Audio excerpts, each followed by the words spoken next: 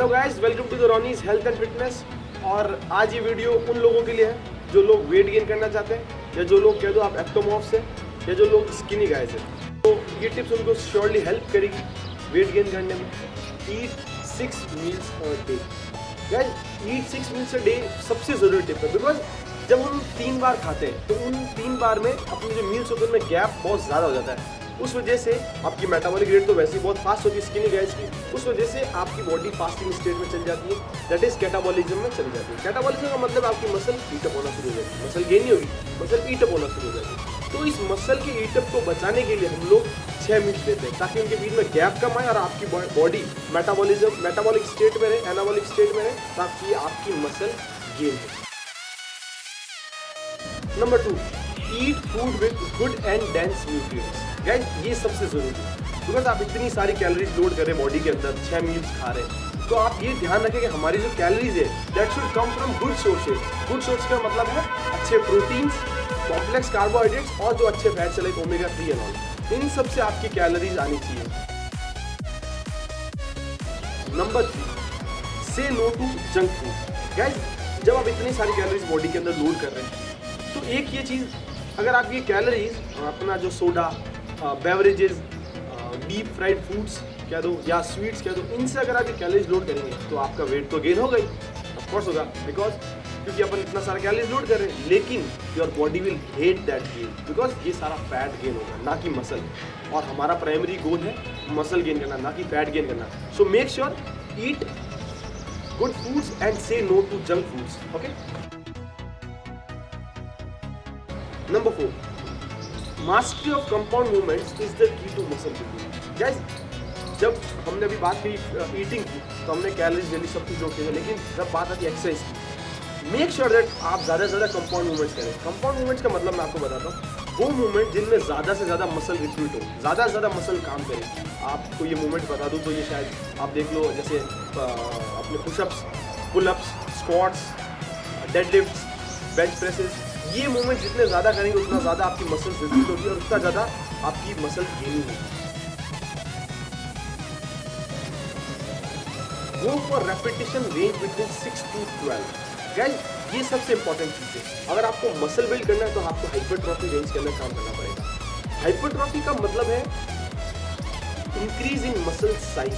तो अब अगर आपको मसल साइज इंक्रीज करनी है तो always prefer to go between 6 to 12 repetition range.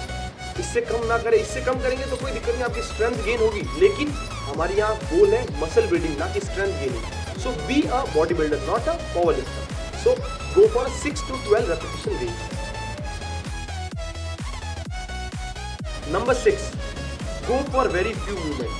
Guys, always choose 3 to 4 exercises for the big muscles like chest, back and legs, and go for 2 to 3 exercises for the biceps, triceps and shoulder.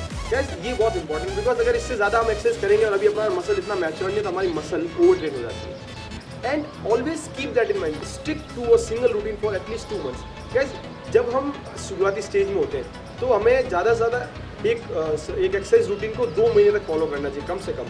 क्यों?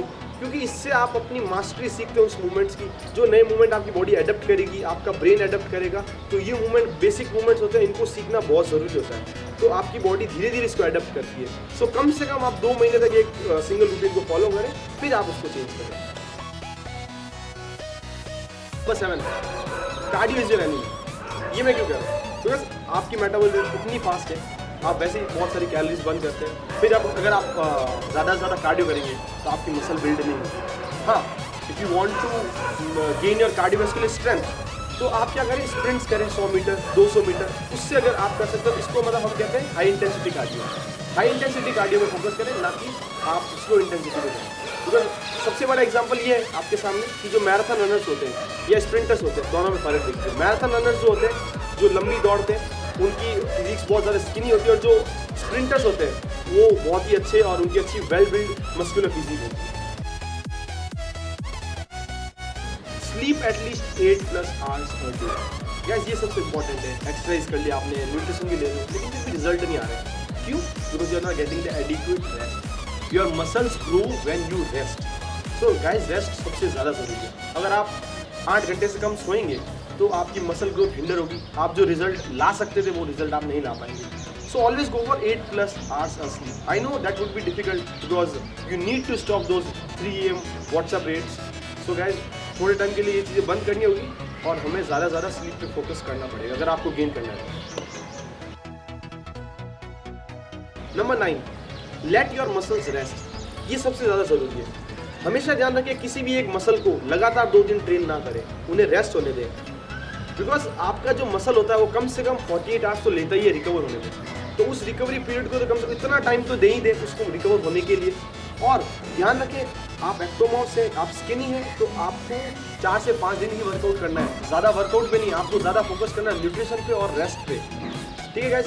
तो ध्यान दें कि आप 4 से 5 दिन workout करें और किसी भी सिंगल मसल को लगातार 2 दिन ट्रेन ना करें।